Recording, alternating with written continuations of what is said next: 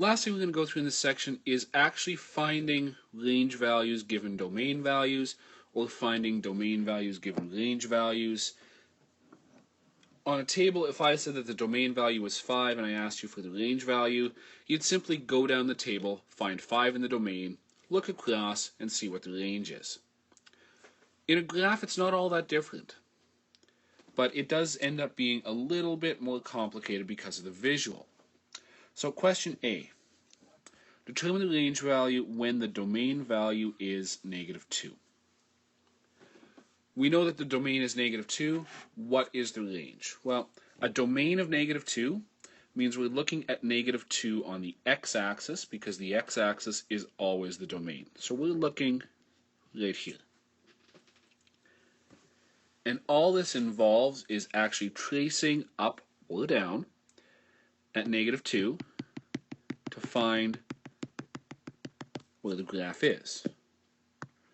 I drew one too many dots, but the graph is there.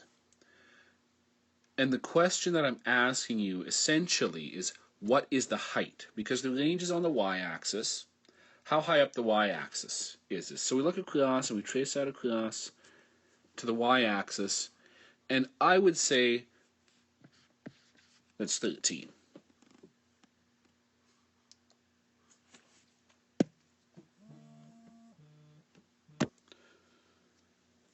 Question B is asking us the exact opposite.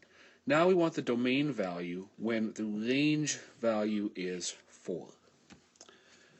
Range value of 4 means we're looking at 4 on the y-axis, because the range is always the y-axis. And it's just a matter of looking across, left or right, to find the graph, which is there, and tracing that back down to find its location on the x-axis.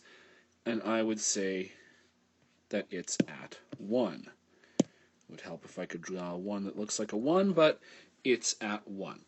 So essentially, with these types of questions, I'm giving you one value, either the height or the horizontal position.